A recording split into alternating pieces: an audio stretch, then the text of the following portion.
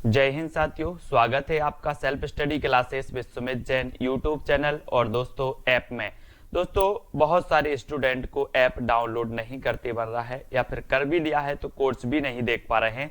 तो मैं आज उनको बता दूं कि ये जो सेल्फ स्टडी क्लासेस इस प्रकार से जब आप प्ले स्टोर से करते हैं तो ये आपका वेल जो है आइकन उसमें लगा हुआ है ना। तो इस प्रकार से सेल्फ स्टडी क्लासेस आपको सर्च करना है और ऐसे आइकन में आपको ऐप मिलने वाला है। ठीक है, तो दोस्तों हम देखें कि प्ले स्टोर में आपको इस प्रकार से दिखेगा ये सेल्फ स्टडी क्लासेस। ठीक है, ये प्ले स्टोर में आपको सेल्फ स्टडी क्लासेस का ऐप दिखने वाला है।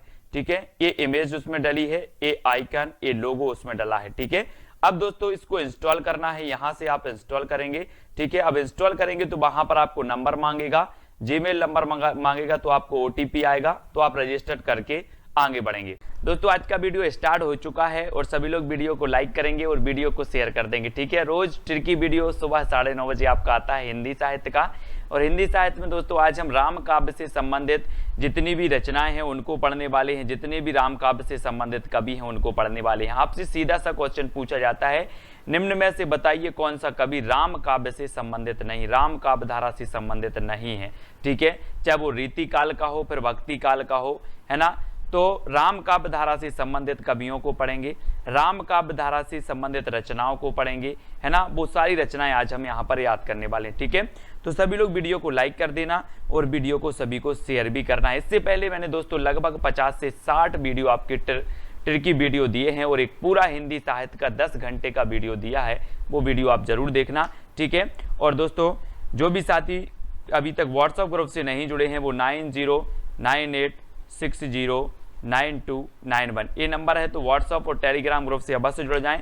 ठीक है, और दोस्तों सबसे पहले आपसे प्रश्न पूछा जाता है, राम आरती और राम रक्षा स्तोत्र जो है ये कई बार रचनाएं पूछी गई हैं दोस्तों, तो ये किनकी रचनाएं मानी जाती हैं।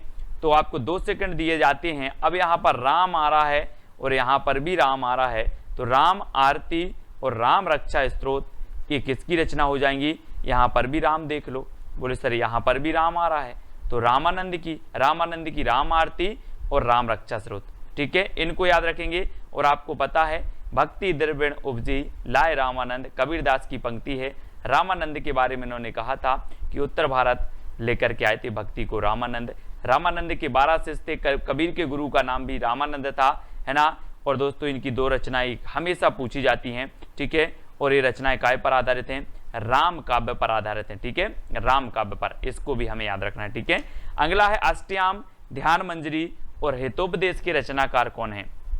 अब दोस्तों 3 रचनाएं हैं और बहुत ही बढ़िया ये रचनाएं आपकी हर एग्जाम में, मतलब एग्जाम में मिल ही जाती हैं, पीजीटी नेट आदि एग्जाम में।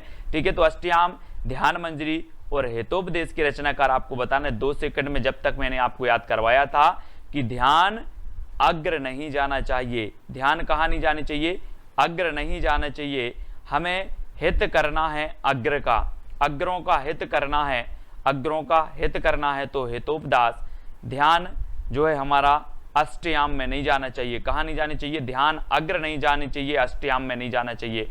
तो ये अष्टयाम भी रचना अग्रदास की है, ध्यान अग्र नहीं जाना चाहिए, तो ध्यान मंजरी भी अग्रदास की है।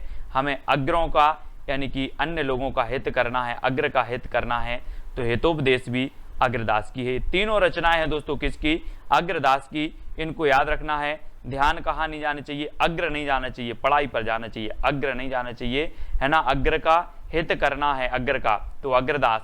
ठीक है, तो इस चीजें याद रख लेना है, अष्टयाम, ध्यान मंजरी और हेतोपदेश ये तीनों रचनाएं राम काव्य पर आधारित हैं और ये रचनाएं दोस्तों अग्रदास की हैं। अब आपसे पूछा जाएगा निम्न में से बताइए कौन सी राम काव्य पर आधारित रचना नहीं है। उसमें अष्टयाम दिया जाएगा, ध्यान मंजरी दिया जाएगा, हेतोपदेश दिया जाएगा और एक रचना दी जाएगा आपसे कोई भी पृथ्वीराज रासो दे दिया जाएगा। तो आपको पता होनी चाहिए कि जो अष्टयाम, ध्यान मंजरी और हेतोपदेश हैं ये राम काव्य पर आधारित हैं और ये अग्रदास की हैं। ठीक है, ये उद्देश्य है मेरा आज की वीडियो का कि आपको राम काव्य पर आधारित रचनाएं याद होनी चाहिए। रामचरितमानस और जानकी मंगल, तो तुलसीदास तो राम का भक्त थे, इन्होंने राम काव्य इन्होंने ही रचा, यानी कि राम काव्य में सर्वाधिक जो रचनाएं की हैं वो तुलसीदास ने जी की हैं, है ना। तो रामचरितमानस यानी कि संवत 1631 यानी कि 1574 ईस्वी इसका रचना काल माना जाता है रामचरितमानस का या फिर संवत 1631, ठीक है। और ये जानकी मंगल इनका खंड काव्य है और ये भी राम काव्य पर आधारित है तुलसीदास जी के, ठीक है, इनको याद रखेंगे। अब दोस्तों भरत मिलाप और अंगद पैज के रचनाकार कौन है, और मैंने आपको कई बार याद करवाया कि भरत का मिलाप ईश्वर श्री राम से हुआ था, है ना। अंगद पैज, अंगद ने पैर रोपा था कहाँ पर, लंका में, तो वो भी ईश्वर की कृपा से रोपा था, है ना। उन्होंने कहा था कि ये ईश्वर की कृपा है, आप में से कोई भी इस पांव को नहीं हिला सकता। तो अंगद ने पैज ईश्वर की कृपा से रोपा तो अंगद पैज ईश्वरदास, भरत का मिलाप हुआ ईश्वर श्री राम से तो ईश्वरदास, ठीक है। तो भरत मिलाप और अंगद पैज ये दोनों रचनाएं राम काव्य पर आधारित रचनाएं हैं और ये ईश्वरदास की हैं, ठीक है। अगला क्वेश्चन है रामायण कथा महाभारत कथा के रचनाकार कौन है, तो ये क्वेश्चन भी बहुत ही बढ़िया है दोस्तों। और ये राम कथा और महाभारत कथा इनकी रचनाकार बताना है। और आपको पता है कि राम दोस्तों विष्णु के अवतार माने जाते हैं, कृष्ण भी माने जाते हैं विष्णु के अवतार, तो महाभारत में कृष्ण का भी वर्णन हुआ है ना। और दोस्तों तो रामायण कथा ये विष्णु के अवतार माने जाते हैं राम, महाभारत में भी कृष्ण माने जाते हैं, तो विष्णु से हो जाएंगे विष्णुदास। राम कथा और महाभारत कथा, कथा आ रहा है और विष्णुदास इसके रचनाकार होंगे, तो ये भी राम काव्य पर आधारित हैं, इनको भी आपको याद रखना है, ठीक है। अगला है दोस्तों भक्तमाल, 1592 ईस्वी के रचनाकार कौन है, भक्तमाल। और भक्तमाल आपको पता है दोस्तों ये बहुत ही श्रेष्ठ रचना है, कई एग्जामों में पूछी गई है। 1500 ईस्वी इसका रचना काल है और भक्तमाल के रचनाकार कौन है, तो वो है नाभादास। नाभादास, है ना, ये बिल्कुल सही है। और आपको पता है कि जो भक्त होते हैं, भक्त नभ तक जो है किसके पास जाते हैं, ईश्वर के पास चले जाते हैं, है ना। नभ तक जाते हैं, बोले नभ जाते हैं, नभ तक जाते हैं, कौन, भक्त नभ तक जाते हैं तो नाभादास, इसको याद रखेंगे, नभ तक, है ना। भक्तमाल की टीका 1712 ईस्वी में लिखी गई दोस्तों, और ये किसने लिखी है, भक्तमाल की टीका। और आपको पता है कि भक्तों को सबसे ज्यादा प्रिय होता है टीका, भक्तों को सबसे ज्यादा प्रिय होता है टीका, और भक्त जो होते वो टीका लगाए रहते हैं, आपने देखा होगा। तो भक्तों को प्रिय क्या रहता है, टीका, तो भक्तों को से बनेगा भक्तमाल, और टीका प्रिय रहता है तो भक्तमाल की टीका, और प्रिय रहता है तो प्रियादास। भक्तों को क्या रहता है, प्रिय, टीका, तो प्रिय रहता है तो प्रियादास ने भक्तमाल की टीका लिखी 1712 ईस्वी में, ठीक है, प्रियादास। और ये भी राम काव्य पर आधारित मानी जाती है। रामचंद्रिका 1601 ईस्वी के रचनाकार कौन है, रामचंद्रिका। और दोस्तों आपको पता है कि राम के केस चंद्रिका से चमक रहे, राम के केस चंद्रिका से चमक रहे, तो रामचंद्रिका, है ना, चंद्रिका से चमक रहे तो रामचंद्रिका, और क्या चमक रहे, केस, तो केशव दास की ये रचना है ना, ये चीज भी याद रखना है। और ये 1601 ईस्वी की रचना राम काव्य पर आधारित मानी जाती है, ठीक है, ऐसे याद रखेंगे। कवित्र रत्नाकर 1644 ईस्वी के रचनाकार कौन है, कवित्र रत्नाकर। आपको पता है मूलतः सेनापति जो माने जाते हैं वो रीति काल के कवि माने जाते हैं, लेकिन इनकी रचना एक कवित्र रत्नाकर है और ये राम काव्य पर आधारित रचना मानी जाती है, ये याद रखना है, ठीक है। और हम सेना को क्या मानते हैं, सेना हमारी बोले रतन है, रतन, तो ये रतन आ रहा है कवित्र रत्नाकर। रतन कौन है, रतन के समान सेना, तो ये रचना भी किसकी होगी, सेनापति, और इसका काल है 1644 ईस्वी, ठीक है। अगला है रामायण महानाटक 1610, ये प्रबंध काव्य माना जाता है, कई बार पूछा गया है। रामायण महानाटक जो है ये किस प्रकार का काव्य है, तो ये प्रबंध काव्य है, ये भी याद रखना है। 1610 इसका रचना काल है, ये भी याद रखना है, ठीक है। और ये किसकी रचना है, तो ये प्राणचंद्र चौहान की। बोले सर रामायण तो हमारी क्या है, प्राण है, रामायण हमारी प्राण है, तो रामायण महानाटक की रचनाकार प्राणचंद्र चौहान, और ये राम काव्य पर आधारित है, ठीक है, राम काव्य पर आधारित है, इनको याद रखेंगे, ठीक है। अगला हनुमान नाटक 1623 ईस्वी के रचनाकार कौन है, और दोस्तों, है ना, हनुमान ने कहा था कि मेरा हृदय चीर के देख लो, राम और सीता मेरे हृदय में विराजमान है। किसने कहा था, हृदय राम, बोले हृदय में राम है, किसने, हनुमान ने। तो हनुमान नाटक रचना किसकी हो जाएगी दोस्तों, कौन हो जाएंगी, हृदय राम की, क्योंकि हृदय में राम है, ये किसने कहा था, हनुमान जी ने। तो हनुमान नाटक हृदय राम, इसका रचना काल 1623 ईस्वी, ठीक है, यानी आ नंबर आपका बिल्कुल सही है। राम रासो 1618 और अध्यात्म रामायण 1624 ईस्वी के रचनाकार कौन हैं दोस्तों? ये भी राम काव्य पर आधारित हैं, है ना। राम रासो 1618 और अध्यात्म रामायण, है ना। राम राम तो आ रहा है तो राम काव्य तो हो ही जाएगा।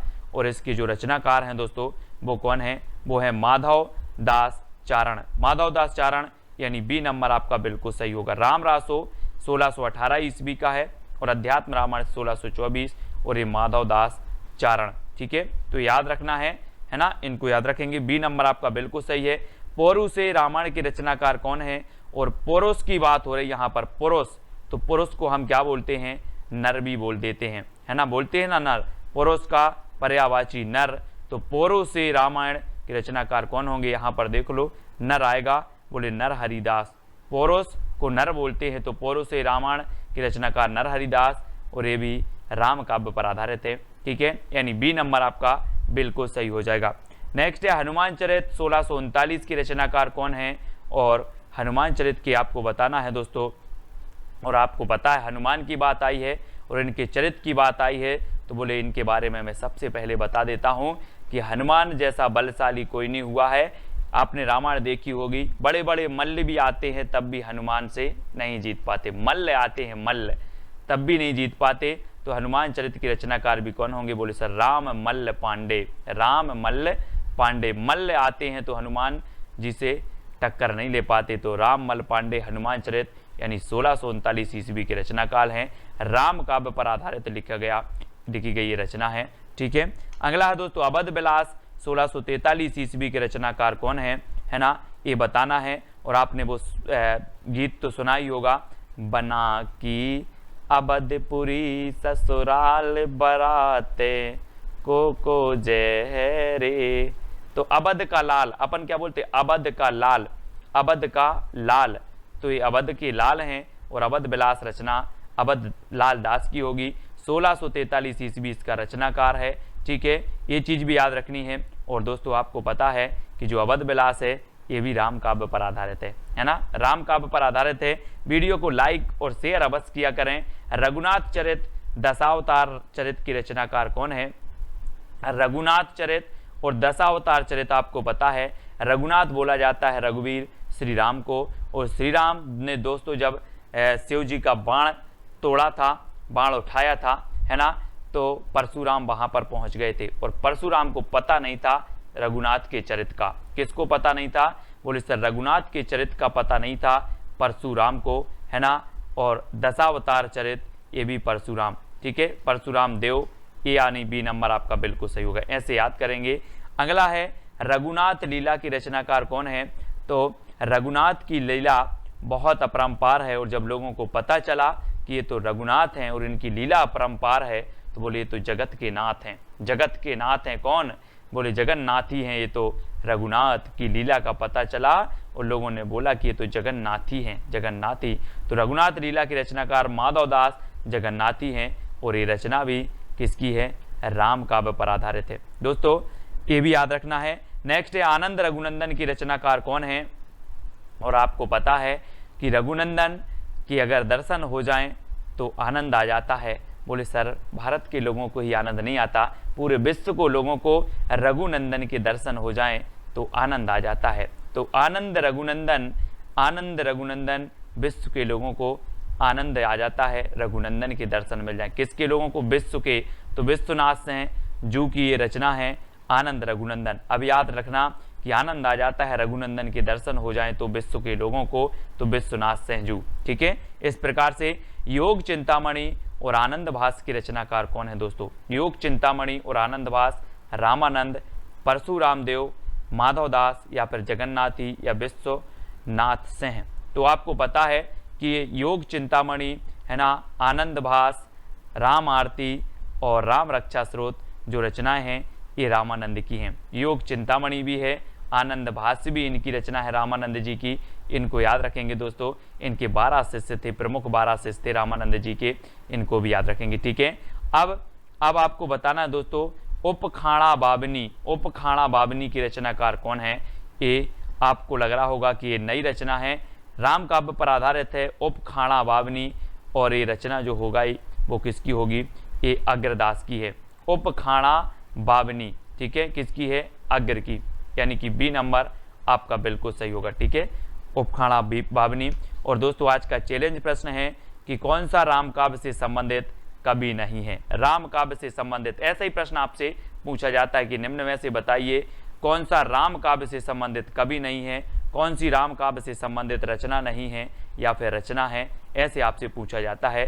तो ये कमेंट में आपको उत्तर लिखना है कि राम काव्य से संबंधित कवि कौन सा नहीं है, ये आपको लिखना है। ठीक है, सभी लोग वीडियो को लाइक और शेयर अवश्य करेंगे। और कौन सी ट्रिक आपको अच्छी लगी है ना, कौन सी आपको प्रश्न को याद करा गई, वो चीज़ आपको कमेंट में लिखना है। ठीक है, और जो भी साथी अभी तक दोस्तों टेलीग्राम ग्रुप से नहीं जुड़े हैं, IAS स्टडी ट्रिक है ना, उससे जुड़ जाएं। और दोस्तों आपको मैंने नंबर दिया है 9098609291। इस नंबर पे आपको क्या करना है, व्हाट्सअप मैसेज करना है, तो टेलीग्राम ग्रुप की लिंक मिल जाएगी, व्हाट्सअप ग्रुप की लिंक मिल जाएगी। ठीक है, तो वीडियो को लाइक और शेयर अवश्य करें। जो भी हमारे नए साथी हैं वो सब्सक्राइब कर लें। आज के वीडियो के लिए बस इतना ही। जय हिंद। कर भी लिया है तो कोर्स भी नहीं देख पा रहे हैं, तो मैं आज उनको बता दूं कि ये जो सेल्फ स्टडी क्लासेस इस प्रकार से जब आप प्ले स्टोर से करते हैं तो ये आपका वेल जो है आइकन उसमें लगा हुआ है ना। तो इस प्रकार से सेल्फ स्टडी क्लासेस आपको सर्च करना है और ऐसे आइकन में आपको ऐप मिलने वाला है। ठीक है, तो दोस्तों हम देखें कि प्ले स्टोर में आपको इस प्रकार से दिखेगा ये सेल्फ स्टडी क्लासेस। ठीक है, ये प्ले स्टोर में आपको सेल्फ स्टडी क्लासेस का ऐप दिखने वाला है।